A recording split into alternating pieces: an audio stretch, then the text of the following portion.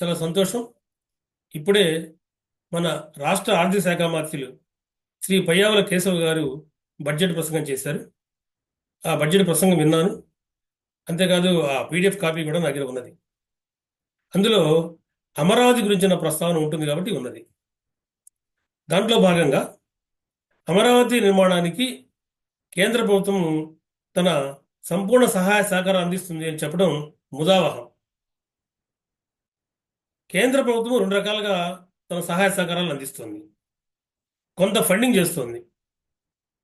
రెండవ రకమైనటువంటి సహాయం ఏంటంటే హడ్కో సంస్థ, housing and urban development authority corporation, ADB, Asian development bank, WB, world bank, ఈ మూడింటికి కూడా హామీ ఇచ్చి కొంత రుణ సదుపాయాన్ని కలగజేస్తుంది.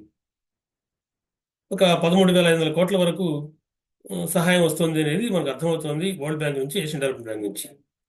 అది ఇంకా ఒక 11,600 కోట్ల వరకు మనకి హడ్కో అందజేయబోతుంది. కాబట్టి ఇది సంతోషకర వార్త. అమరావతి నిర్మాణము పూర్తవుతుంది. దానికి కేంద్ర ప్రభుత్వం సంపూర్ణ సహాయ సహకారాలు అందిస్తుంది.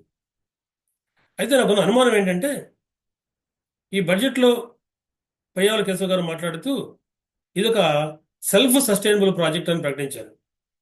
సెల్ఫ్ సస్టైనబుల్ ప్రాజెక్ట్ అంటే అర్థం ఏంటంటే ఒక ఆర్థిక పరంగా, అదేవిధంగా పర్యావరణ పరంగా, సామాజిక పరంగా అది ఇక దేని మీద ఆధారపడి ఉండకూడదు అని.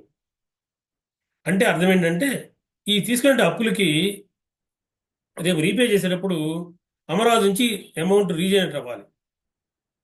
కాబట్టి ఫైనాన్స్ రీజనరేట్ అయ్యి వాటిని అమరావతి కట్టగలిగినప్పుడు అది సెల్ఫ్ సస్టైనబుల్ ప్రాజెక్ట్గా మనం ఒప్పుకోవచ్చు, ఇబ్బంది లేదు. అలా కాకుండా కేంద్ర ప్రభుత్వమే కనుక ఆ లోన్ కట్టినా కూడా సరిపోతుంది ఈ పథకం.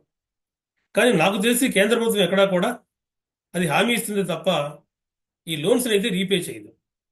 లోన్స్ని రీపే చేసే బాధ్యత రాష్ట్ర ప్రభుత్వానికి ఉంటుంది, ఆ వరల్డ్ బ్యాంక్ యొక్క కండిషన్స్ బట్టి ఆయా సమయం వచ్చినప్పుడు.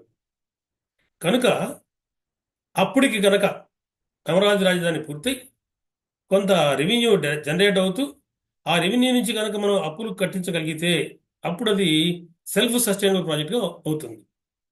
కనుక ప్రస్తుతం దాన్ని మనము సెల్ఫ్ సస్టైనబుల్ ప్రాజెక్ట్ అనే కన్నా కూడా self sustainable development model project అంటే బాగుంటుంది నా ఉద్దేశం.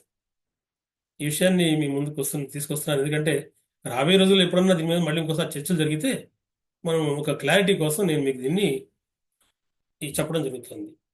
Thank you all.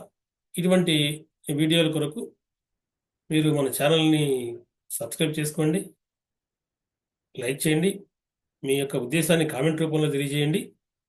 అంతేకాకుండా షేర్ కూడా చేయండి అని మిమ్మల్ని అందరినీ విజ్ఞప్తి చేస్తూ ప్రస్తుతానికి స్వస్తి.